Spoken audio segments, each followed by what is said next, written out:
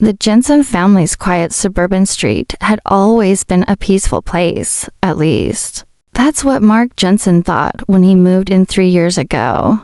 Mark, a 6'1" software engineer with a love for gardening, had spent countless weekends turning his yard into a little green paradise. From rows of sunflowers to a neatly trimmed hedge shaped like a wave, his yard was his pride. But lately, something had started to stir beneath the surface of that calm neighborhood.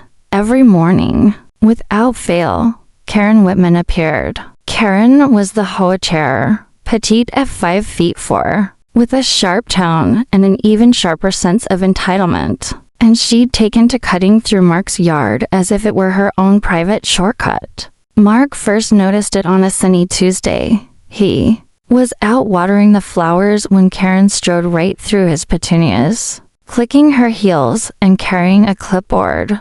"Good morning, Karen," Mark said politely, trying not to sound annoyed.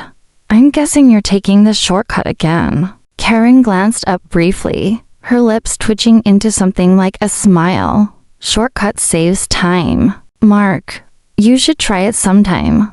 Mark bit back a snarky reply. He'd seen Karen's shortcut before, a path she carved by stepping on his grass, trampled flower beds, and worse, ignoring the private property signs he posted in front of his yard. Days passed. The shortcut didn't just continue. It became a regular habit for Karen and even a few other HOA members who, it seemed, were happy to follow their chairperson's lead. Mark left polite notes on her door. "Please respect my yard," but the notes vanished. One afternoon, Mark's neighbor Linda noticed the situation. Linda was a soft-spoken woman, about 5'6", who kept to herself but always noticed the small injustices. She stopped by Mark's yard as he planted a new rose bush. "Karen again," she whispered, shaking her head. "I've seen her stride across your flowers like they don't even exist."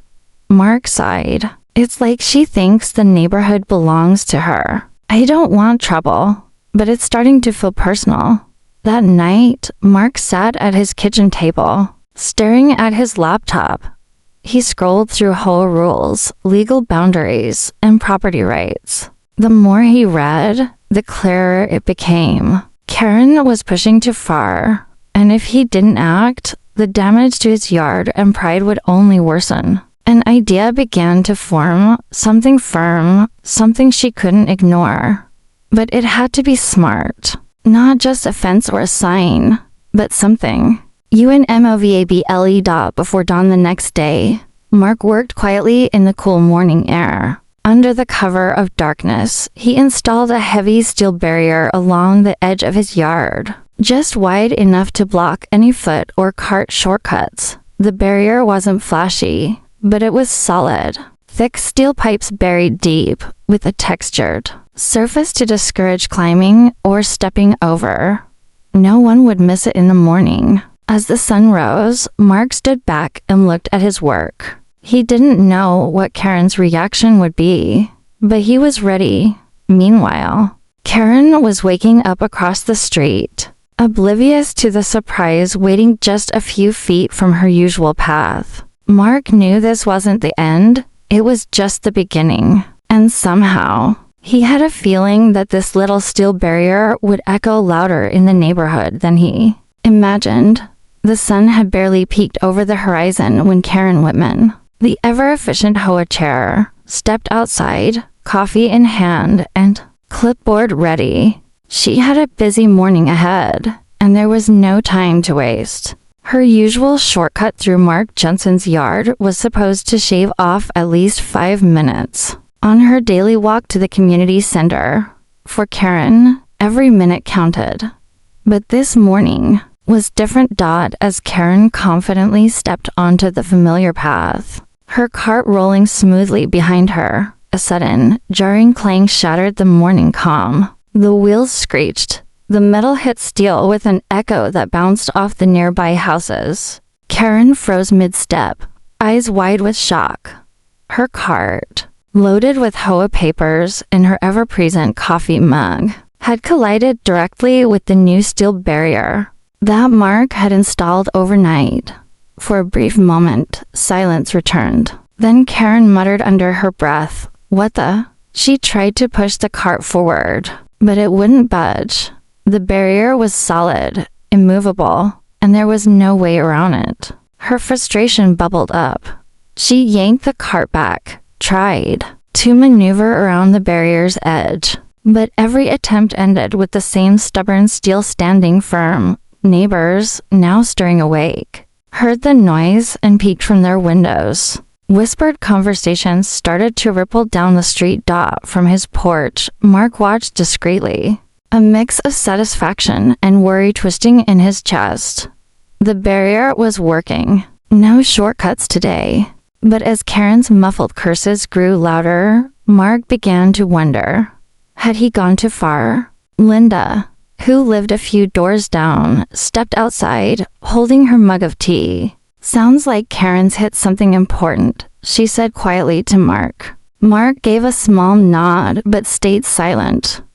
There was a strange tension in the air, the kind that hinted this was no ordinary neighborhood spat. Karen finally gave up, leaving the cart wedged against the barrier, and marched to her front door, her face flushed with embarrassment and rage.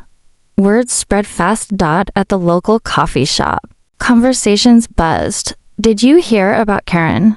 Hit a steel barrier on Jensen's yard." One neighbor whispered. Another replied, "That barrier's gotta be a message. Back on the street." Karen was already drafting furious messages to the HOA board, complaining about obstruction of community access and unneighborly behavior. But privately, Karen was seething. This wasn't just about a shortcut anymore.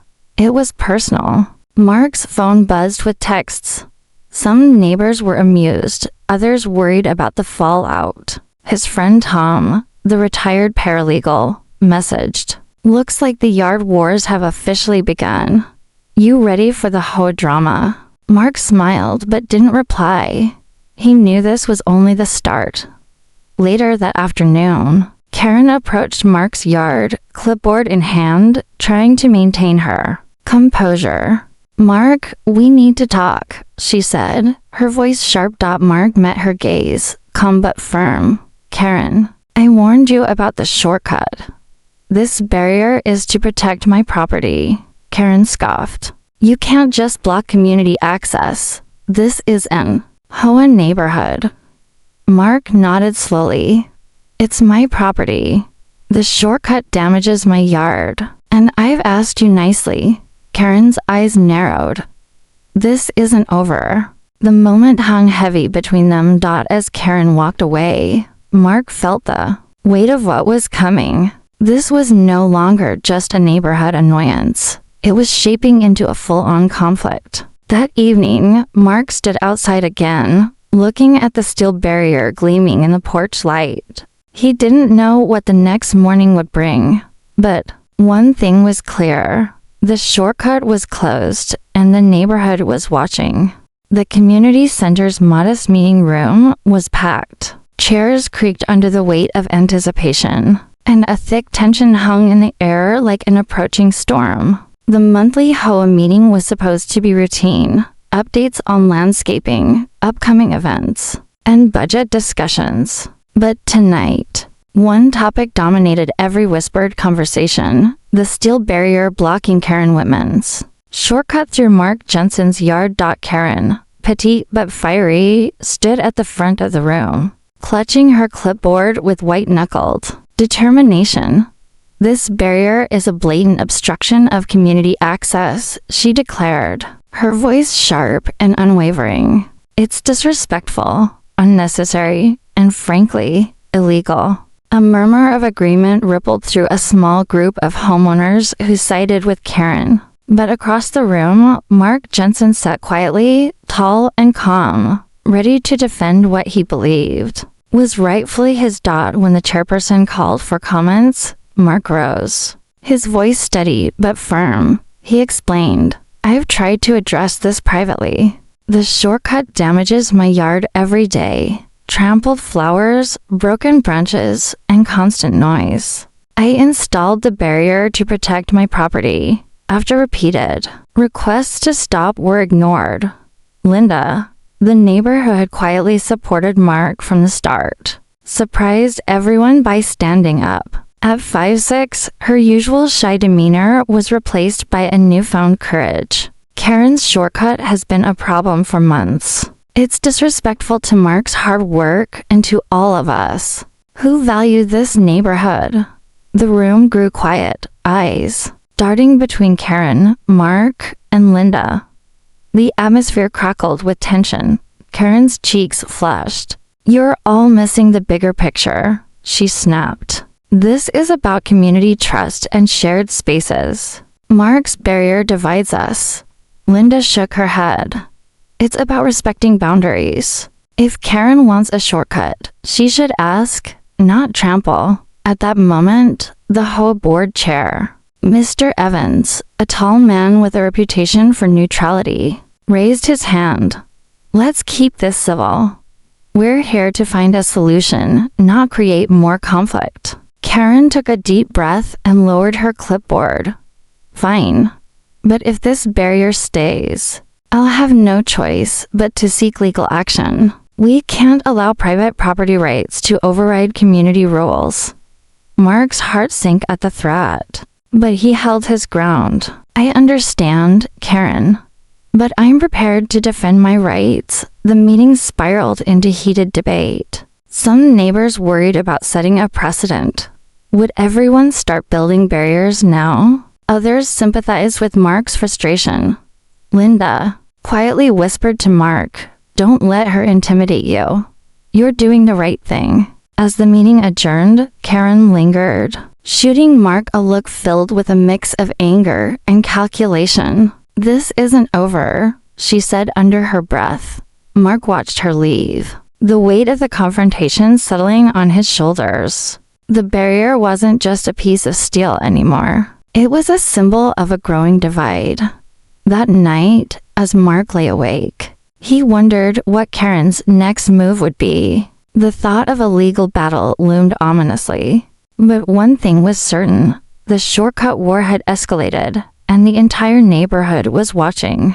A few days after the heated HOA meeting, Mark Jensen was just settling into his evening routine when the mail arrived. Among the usual flyers and bills, a heavy envelope stood out, embossed with the HOA's official seal. Mark's heart sank as he broke the seal and pulled out the letter inside. The words were clear, cold, and unnervingly formal. "Dear Mr. Jensen, it has come to the HOA board's attention that you have installed a steel barrier on your property that obstructs community access. You are hereby instructed to remove the barrier immediately or face potential legal action. Continued defiance will result in further consequences under HOA regulations." Mark sat back, the weight of the letter pressing down on him.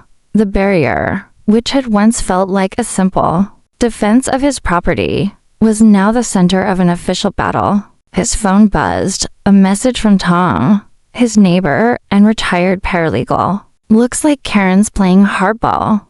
Ready for the next round?"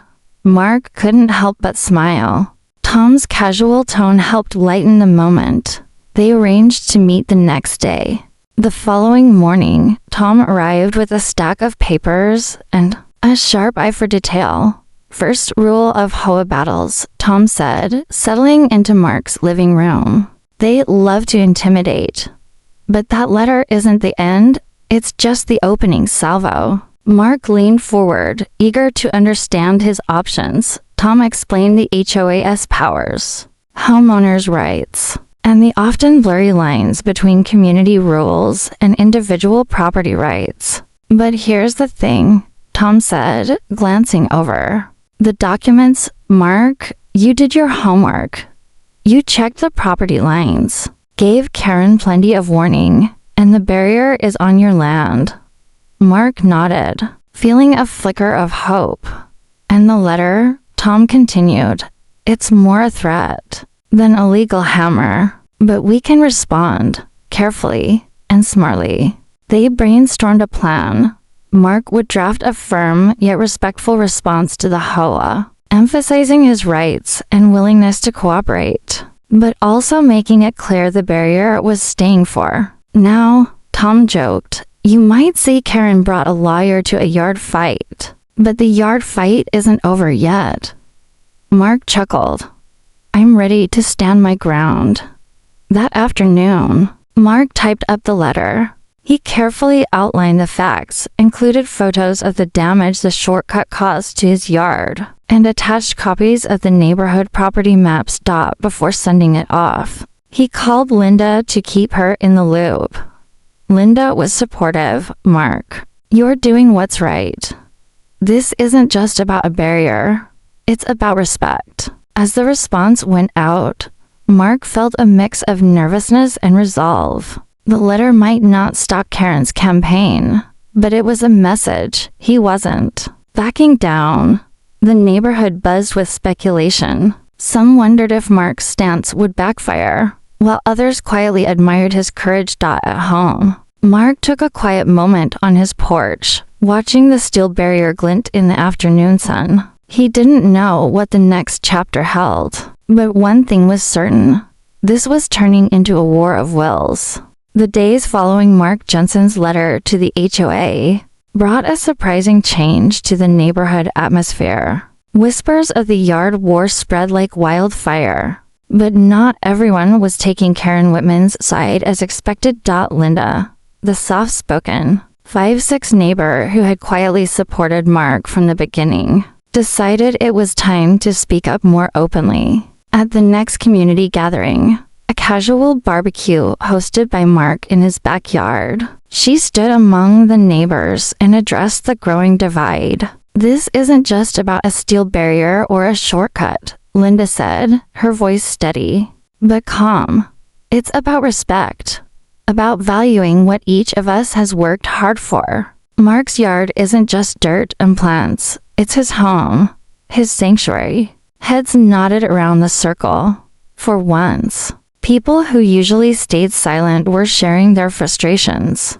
The barrier, instead of dividing the neighborhood, was becoming a symbol of a larger fight for fairness. Karen, of course, was not invited to this gathering, and word had already reached her through the HOA grapevine. The isolation was palpable. Her once commanding presence in the community was beginning to crack.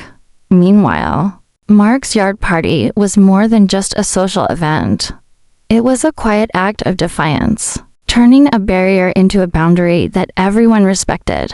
Children ran around the yard, playing near the steel barrier that had caused so much controversy. Neighbors exchanged stories and laughter, showing solidarity without needing to say it outright. But behind the smiles, Karen's frustration was growing. She was losing control over the narrative and the neighborhood. Her influence, once seemingly unshakable, was slipping through her fingers. In private conversations, Karen confided in a few loyal board members, plotting her next move. She hinted at legal escalation and tighter rules, anything to regain power. Back at Mark's house, Linda pulled him aside. "You've got support, Mark. More than you realize. Just be careful. Karen isn't done yet." Mark nodded, the weight of responsibility settling on his broad shoulders. This was more than just a personal battle now. It was about the community. Late that night, Mark stood on his porch, looking out at the steel barrier shimmering under the street lamp. He felt a mix of pride and apprehension. The barrier had stopped the shortcut, but the real fight was far from over. The neighborhood was quiet under the blanket of night, the kind of stillness that makes every sound sharper and every shadow deeper. But in the darkness, a storm was quietly brewing. Karen Whitman, the petite but determined HOA, moved stealthily through the street. The once confident woman now wore a mask of frustration and desperation. The steel barrier that Mark Jensen had installed wasn't just a physical obstacle. It was a challenge to her authority, and she wasn't going to let it stand. Carrying a toolbox, Karen crept toward Mark's yard, carefully avoiding the streetlights. Her plan was simple: remove the barrier under the cover of darkness and reclaim her shortcut. But Mark wasn't as oblivious as she hoped. From a window overlooking his front yard, Mark spotted movement near the barrier. His heart quickened. He quietly grabbed his phone, ready to record Dot. As Karen approached, she fumbled with the tools, trying to loosen the steel bolts. The sound of metal scraping against metal was sharp in the silence. Minutes stretched like hours. Suddenly, Mark's phone light flashed on, and a familiar voice broke the night. "Karen, what do you think you're doing?" Startled, Karen spun around, caught red-handed. Her eyes widened, a mix of embarrassment and anger. "I'm just trying to fix a problem," she stammered, though the accusation hung heavily in the air. Mark stepped outside, his tall frame looming as he held up the phone. "This barrier protects my property. You've been warned." Karen's face flushed crimson. "You're making this into something bigger than it is. No, you made it this," Mark said, voice calm but resolute. For a moment, neither moved. The tension was palpable. Then, unexpectedly, Karen's voice softened. "You don't understand. It's not just about the shortcut." Mark frowned, lowering the phone slightly. "What do you mean?" Karen hesitated, then confessed something surprising. "My mother is sick. I rush through here every day to get to her appointments on time. I felt trapped, like the barrier was closing in on me." Mark blinked, the sharp edge of their conflict softened by this glimpse into Karen's world. "I get it," Mark said quietly, "but there are ways to handle this. Breaking the law or sneaking around at night isn't one of them." Karen looked away, ashamed, but stubborn. Mark lowered his phone. "I won't share this footage if you promise to work with me. Like neighbors, not enemies." Karen nodded reluctantly. The night air was thick with unspoken tension, but also a fragile truce. The next morning, Mark sent a message to Linda and Tom. "Caught Karen last night. She has a reason, but we need to be careful." Linda replied quickly, "This changes everything." But she crossed a line. Tom chimed in, "Smart move to keep it quiet. Use it as leverage, but wisely."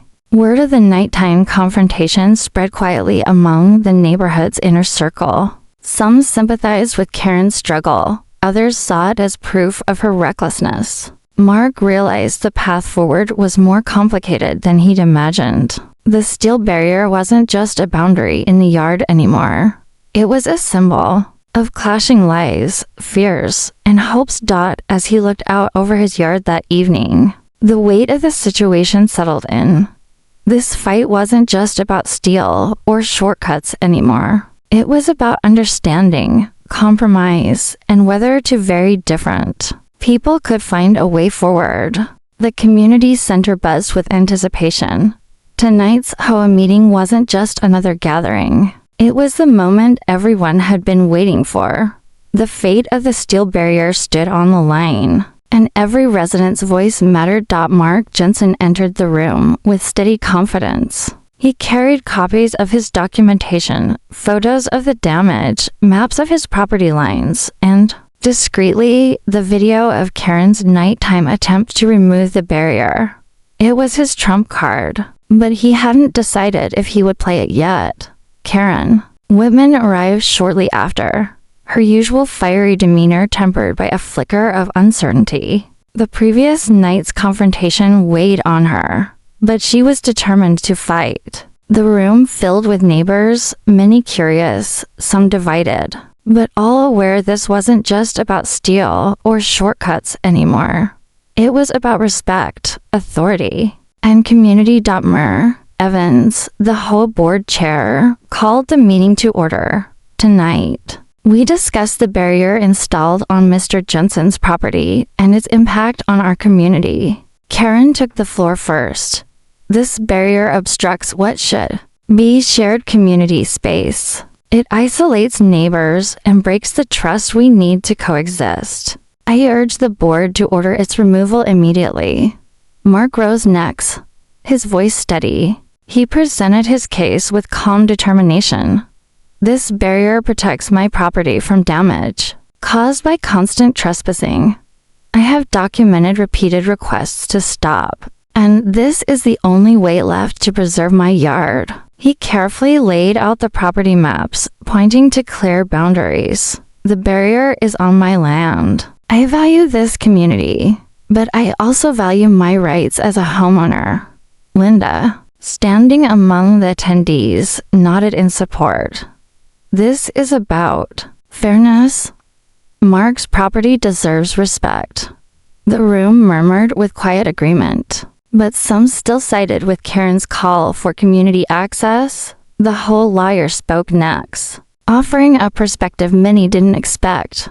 Based on property laws and HOA regulations, Mr. Jensen is within his rights to install a barrier on his property. The key consideration is whether this barrier unreasonably obstructs community access. Given the evidence, the board must weigh property rights against communal interests. The tension was palpable as the board members exchanged glances.